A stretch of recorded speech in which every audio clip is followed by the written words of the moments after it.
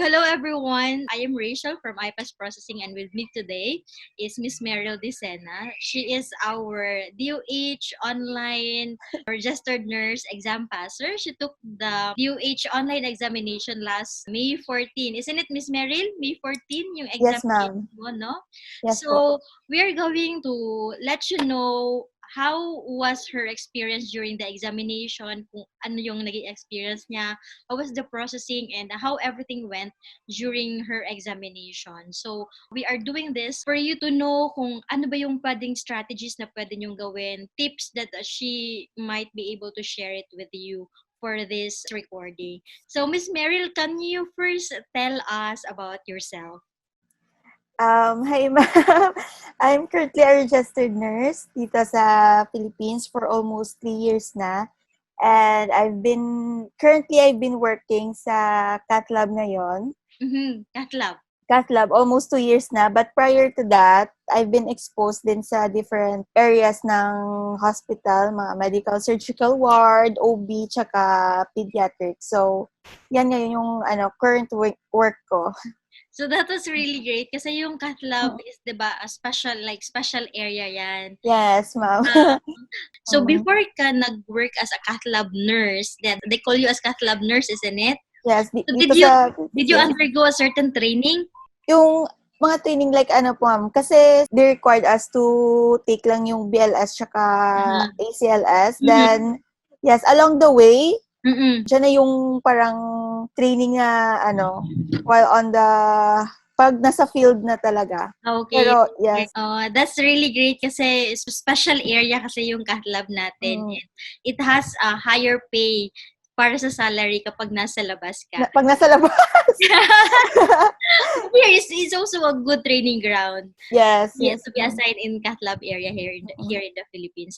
So, Miss Meryl, how did you come to know IPASS processing? Or is there somebody who referred to you sa IPASS? Actually, this is a blessing in disguise talaga, ma'am. Kasi I was talking to my best friend and she was processing her papers for UK. Then I asked her about her agency. Then parang he mentioned her agency sounds like as IPASS kasi yung sa kanya parang IPAMS. So I thought it's IPASS. Then I tried searching it sa Google. Then nakita ko na nag-help kayo process papers, HAAD, NCLEX, mga visa screen.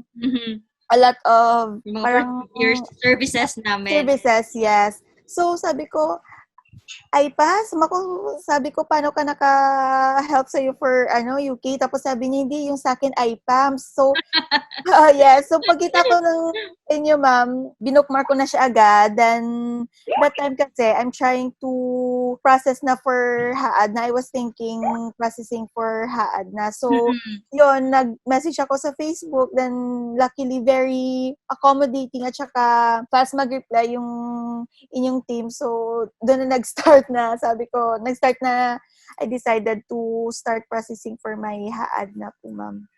I'm very glad to know that na yes. mabilis at accommodating yung naging team na na-assign sa'yo. And we are really very grateful to serve everyone who really needs an assistance. So, do you have a certain recruitment agency na or employer at this time for Abu Dhabi or wala pa? Currently, wala pa po, ma'am. Wala pa. Okay. Starting to look. Okay. So, kailan kayo start na nag-submit ng scan documents to IPASS? Actually, I started last December 2019 lang, ma'am. And I'm very grateful kasi yung process ng data flow, saka scheduling ng exam ay sobrang mabilis lang talaga because nung nag-start ako message sa IPASS, they gave me a list of specific documents, requirements, each step. So I have to comply with them and I started sending them, ma'am. Then once nag-okay na yung, yung mga papers ko, they started na my data flow. Then I think 3 weeks after, I was approved na po to take the exam. Okay, here comes the corona. Yes! So here comes corona. Nag-start siya ng, kailan ba? February? Or I think March. March dito sa Philippines. March, nung nag-start sila na mag-cancel ng examination. So during that time, you were already approved no? Yes, I have an exam schedule na po, Schedule na ma'am. talaga. Sa Okay. Pearson VUE, yes. So, si Pearson VUE mismo yung nag-cancel ng examination mo or was it the team na nag-cancel? Na No, exam? yung, Pearson yung VUE siya. sa, yes, testing center, sa Pearson VUE po, ma'am. Okay. So, you were supposed to take the examination in where? In Cebu or in Manila? In Manila po, ma'am. March 26 na yung schedule ko. Then, March I 26. have my plane ticket na and my hotel doon sa Manila. Then, I have to cancel everything dahil sa, lockdown. Yun nga. So, it was really very frustrating somehow. Kasi, Yes, diba, po, yung ma'am. bayad mo for your hotel, bayad mo for your flight, Like, and yes. you don't know. So, ano yung initial feeling mo when you have seen sa email mo na kinancel ng Pearson VUE Testing Center yung examination mo? I was really down po kasi I prepared, even though short months lang yung pag-review ko, ma'am, pero nakaset na nasasabi ko sa self ko, on this day, I will take the exam, then it was delayed, it was canceled, so I have to, paano ba to? Is this a sign? Na parang, do I have to take this? Parang ganun po. Pero, luckily, like, I think 2 weeks before ng exam ko, na sinabihan ako na merong online exam. Yes. Yes, so sabi ko sa staff ng IPASS, sabi ko, as soon as possible na merong online exam na book me agad. Yes, Yes po. Bakit ang plan mo, kailan ba? Are you planning to go outside of the country within this year? Within this year po sana, ma'am. So, paano ang gagawin mo? Magtutourist visa ka? Well, hindi pa ako nakatake.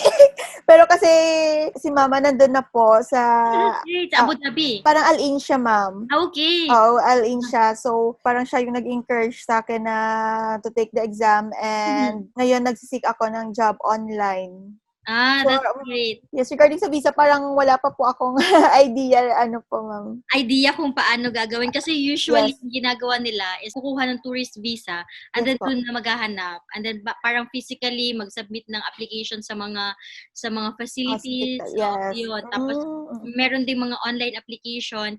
And then, some of them, since may mga recruitment agency dito sa Pilipinas na nag-hire for Abu Dhabi, they also try na mag-apply. Pero in a lot of cases talaga sa mga clients, usually ginagawa nila, nagda-direct na, pumupunta to tourist. Okay. Kung yung possibility niyan is some of them like ma-offload.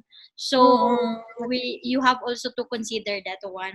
So, moving on, Ma'am Mary, so how was your experience during the actual examination? So, on the day ng exam, because I was scheduled to take the exam 10:15 in the morning. Yes. So, I was advised by also the IPASS team to be online 30 minutes before the exam. So, actually, 9:30, naka-ready na po ako. Naka-set up na ako dito sa room ko. And I keep on logging in on my account. Pero hindi nakalagay yung begin an exam. Parang wala pa siya. Then, exactly 9:45 in the morning, nag-login ulit ako. Doon na yung may link na begin an exam. So, after that, nung kiniklik ko siya, same procedure nung system test ako sa OnView kasi OnView yung application. So, check nila yung microphone mo, your internet connection, then yung video. Then, once everything is settled in na, you have to take photos talaga of your surroundings. So, left, right, back, front, and back. Then, you cannot proceed with the first question without them verifying and checking everything. So, ako, parang 10 minutes before na exam, medyo nagka-problem pa sa picture ata ng passport ko. Then, I have to take it again. Then, but after that, parang okay na rin.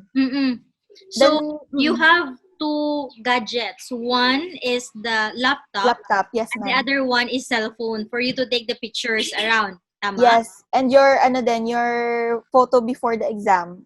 Okay. Okay, gamit din yung phone. Okay, sige. And then, after which, if everything is settled in na, tatawag sa'yo po yung proctor. So, ang audio call lang siya, then your proctor will explain everything to you and will ask you, tinanong niya kasi ako if meron pa akong question.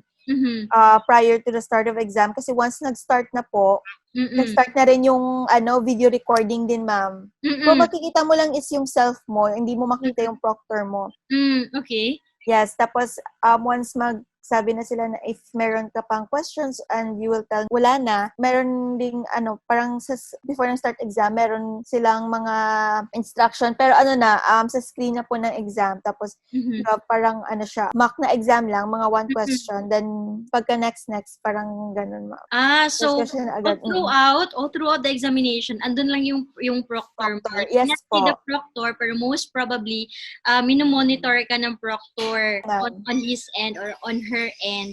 So, nung tumawag ang proctor sa'yo, ginamit yung on-view na software. On-view lahat, yes, ma'am.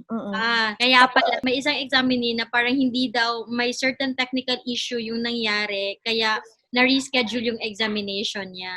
So, okay. So, on your normal na examination kasi, it's a computer-based as well. But the benefit of this one, kasi online siya, is kahit andyan ka lang sa bahay nyo, diba? So, naging possible pa din yung examination mo. So, it's 150 na examinations, Ma'am Meryl? Yes, 150 items po. Supposed to be in 3 hours. Yung time limit na binigay nila sa akin. Pero ako, while taking the exam, kasi parang parang drain na yung mind ko. So, I was thinking na parang baka malapit ng 3 hours ako matapos. Pero I was quite surprised when I finished the exam for 2 hours lang yung 150 items. 2 hours. 2 hours, so yes po, ma'am. Quite quick. So, during your examination, makita mo din kung ilang items ka na and the remaining hours. Meron din ganyan. Yes, ma'am. Meron. Makikita po. Then, very maganda yung sa online exam ng DOH, ng HAAD, kasi pwede mo balikan yung question mo, yung previous question. Pwede mo siya ma-flag. Kumbaga, ma-flag. Then, after mo answer ng 150 items, pwede mo siya ma-review prior to ending the exam. Okay. So, yeah, convenient. Pag medyo duda ka pa sa yung answer, pwede mo siyang balikan. Pero for me, wala na ang direction na kasi I don't want to confuse pa my mind with some previous questions na natapos. Kaya go na next na lang. So, hindi mo na ginamit yung flag na portion nila. Hindi mo na binalikan. Hindi na, ma'am. Parang diretso na lang. Diretso na lang. Okay. So, let's talk about your review materials. Yes po. So, ano yung mga review materials na ginamit mo during your preparation? And how long ka nag-prepare, Miss Meryl? 2 years ago, I took up my NCLEX then, and Saunders then yung book na ginamit ko for review. So, I studied it again. Every day, I studied at least one chapter kasi very draining na pag per system. Draining na siya pag two-body system. So, example, today I studied cardiovascular, then cardiovascular medications, parang ganyan, per system ako on a day. So, tinapos ko talaga yung Saunders na PDF na review. Then, after that, actually, nung March pa, 3 weeks before ng exam, nag-drills na po ako. Kasi meron din akong another book dito ng Saunders din, na puro drills lang siya, ma'am. Yung Q&A ng Saunders. Yung Q&A po. Parang 1,500 na questions na book, Q&A nila. I studied it 3 weeks before ng March, pero hindi ko siya natapos yung book. Around 200 questions lang ata. Then iba, online questions din. Pero drills na lang talaga 3 weeks before. But when sinabihan ako na na-cancel yung supposed to be scheduled exam ko nung March, parang nag-stop ako ng review kasi sabi ko wala pa namang scheduled date ng exam. Then, nag-focus ulit ako ng duty kasi it's very hard to review while nag-duty ka kasi as a nurse, alam natin, very tiring after ng shift eh. Totoo. So, yung time na mag-study natin, pag off lang, ganon. So, when I was informed, I think 2 weeks or 3 weeks before, nung this May naman, nung May 14 na meron ng online booking, nag-start ako ulit review, but drills na lang po talaga, ma'am. Okay. So, you started preparing March or January, February? Around January, nagsistart na po ako mag-study. Yes po. You started with concept, yes. Yan, nung mga drills na. So, yes, I'm just wondering, USRN ka na, Miss Meryl, were you not informed by IPASS na pwede kang ma-exempt? I was, nag-read ako ng article sa Na if may, if may, Exemption. USRN na license. Pero sabi ko, it's okay lang. Makukuha na lang ako ulit ng HAAD na license. Examination. Yes po, ma'am. So, ano ba yung license mo in US, Miss Meryl? Anong state board ka? Currently, ang Saipan po, ma'am. Yung Saipan. yes Okay. po. Okay. So, i-recap ko lang. So, starting March, nag-concept ka, and then come January, January, yes po. nag-concept ka, and then come March, nag-drills ka na. Drills na lang. Pero natigil siya dahil nga sa corona, and then you started again sa mga drills May na. May na, yes. Okay. Mga around April, May na, ma'am. April, May. Yeah, pero ano yung mga tips mo na pwede mong maibigay like sa mga future na mga DOH takers natin? Just like kasi yung ginawa ko, ganito na yung way ko na mag-review po talaga. So, always start with the concept kasi pag nag-start kayo sa drills, talagang mahihirapan kayo kasi not all na concept kasi parang nasa drills na. So, you really have to study again the system, the body system, and the important concepts of nursing process, delegation, prioritization, before you start to answer drills. During your examination, sorry to interrupt, Ma'am. During your examination, can you say na helpful din yung pag-study ng prioritization delegation using La Charity? Yung La Charity kasi, honestly talaga, hindi ko pa siya talaga na-open. Okay. Hindi ko siya, actually, scan ko lang siya, ma'am, and I'm planning to study it sana after na nung Saunders, kasi na-short na po ako sa time. So, sabi ko, mag-drills na lang talaga ako. But, I've heard some of my friends talaga are using La Charity for prioritization and delegation, and it's really helpful din po talaga, yes. How about during your examination? May mga lumabas ba na prioritization delegation questions? As much as I remember, parang less, lang ma'am, parang not really into prioritization and delegation. There are few questions lang, pero more on concepts yung lumabas at very objective. Very objective. Yes. So, would you recommend sa mga future takers natin to focus on the concept? And ano ba yung mga concept? Like yung kung anong meron nasa Saunders? Specifically kung ano talaga, yes, yung sa Saunders, ma'am, kasi more on medical surgical sila, and that's great to know. Yeah, and psychiatric nursing, maraming lumabas na psychiatric nursing. And yung maternal din, so it's for me, I suggest to study the Saunders talaga na book kasi parang summarize na siya. Kasi meron din silang fundamentals, maternal, medical surgical and psych. So they have to, if possible, sana finish the book of concept first ng Saunders, then go na sa drills. And kasi yung questions kasi, same lang yung type of question nila na multiple choice, and the way they plotted the question, they constructed the question, parang same lang yung type of questions sa mga drills ng Saunders din. That's great to know. Yes. So being a USRN, and also now that you pass your HAAD, your DOH examination, can you say na naging easier sa'yo yung DOH exam because you have already the previous experience na nag-take ka ng NCLEX examination? Actually, both exams are really very difficult, ma'am.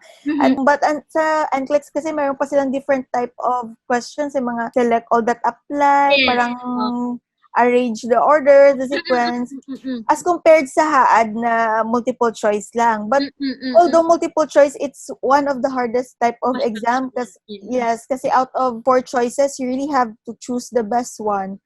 But but both exams have their own difficulties then. That's very confusing din. Yes, ma'am. Kahit simple lang yung question, but you will be facing very tricky options yung binibigay nila. Like I agree with that, ma'am. You'll be left out with 2 best options, and then you have to think, saan ba talaga dito ang best na option para doon sa question natin? Diba? Makaka-help, yes, ma'am. And especially, multiple choice. Makaka-help yung process of cancellation talaga. Because you will, as what you have said, ma'am, you will left out with 2 best choices. So you really, sa cancellation na part pa lang ng choices, you really have to be very keen and very observant sa mga each word talaga ng Totoo. So, thank you very much for that very detailed strategy na binigay mo sa mga future test takers natin, Miss Meryl. Yes So, po, how ma'am. about sa tingin mo, ano ba yung help ni IPASS Processing during the processing of your examination, Miss Meryl? Ano yung sa tingin mo na na-help namin sa iyo? Yes, as what I have said earlier, ma'am, it's really very hard to study and process your papers while working because of the limitation of time, and sobrang tiring talaga pag pag nasa duty na. Mm-mm. Yung IPASS kasi, they just message me to send the requirements, and once na okay ka na sa requirements mo, sila na yung magpa-process ng lahat, then they will just update you na eto na, okay na yung, for example, okay na yung data flow mo, okay na yung schedule ng exam mo, I will schedule na. So it's really very convenient for us na working talaga every day. And it's really a big help for me, ma'am. Parang na yung part na processing ng exam and everything, parang it's 50% na malaking itulong sa akin talaga po, ma'am, ni IPASS. Very glad to know that one. So, would you like to recommend IPASS Processing to your friends and colleagues, Ma'am Meryl? Yes, of course, ma'am. Actually, nung after nila nalaman na nagkuha ako ng exam through IPASS, kasi hindi ako nagsabi sa mga friends ko, only my mom knows and a few of my close friends alam na kukuha ako ng exam. Pero nung nakita nila na sa post ng IPASS na nakapasa ko, they told me na this is also the agency that they are using. Kasi I have friends na nasa IPASS currently ngayon din, ma'am. So, sabi ko, wow, isang agency lang pala tayo for processing. And I have a friend of mine who is also planning to take HAAD. And sabi ko, eto, message mo na yung IPASS kasi they are really very helpful and very transparent kasi, ma'am, on every step of the process. Sinasabi talaga, especially yung mga sa payments na, yung kung saan na ba na step, very talaga, yung as what I've said sa review na very transparent and very helpful and accommodating. Tsaka ma'am, every time na mag-message kasi ako, nagre-reply po agad at in-explain po talaga sa akin yung kung anong step na, kung ano dapat gawin, yung specified na time frame na within that na matatapos. Actually, it's really very good din, ma'am. Especially na may time frame, you are, as a applicant, you are obliged to finish kumbaga yung assignment ko naman as an applicant, yung task ko, to maka-help din for my exam din, yung schedule. Parang two-way process din siya, ma'am. Thank you very much to know that one. I'm very glad to hear it from you na naging part kami ng success mo and naging important yung part ni IPASS team for you to achieve this success. Yes, And very big part talaga. we are very, very glad that we became part of your successful journey, Miss Meryl. And Yes, thank you very much for this time. And you have given a lot of things to us through this conversation. You have discussed about kung ano yung pwedeng tips, Yes, also the time frame na pwede silang mag-study. So you started, so kung i-recap ko lang, for the time frame of their study, they can have like 3 months to 4 months. Yes. Yeah, Para at least fresh pa po, ma'am. And then, would you recommend na mag-start sila ng study on the start of their processing or kapag approved na sila for the examination? For me, kasi yung mali na ginawa ko kasi I start studying nung nag-approve na yung data flow. But I suggest to those who are planning to take the HAAD, start reviewing na the concept on the day na magsa-start kayo ng data flow nyo. Kasi once your data flow is approved, everything goes along the way na eh.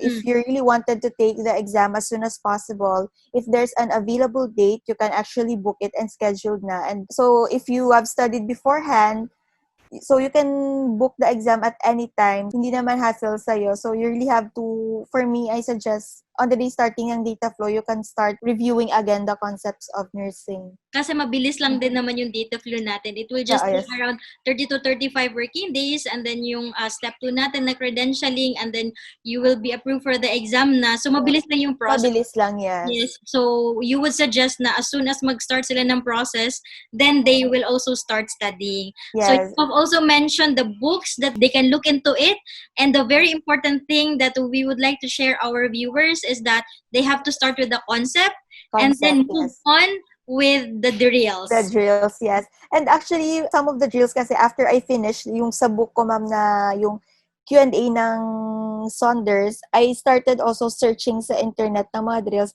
Actually, just type exam questions for, maraming talagang lalabas dyan.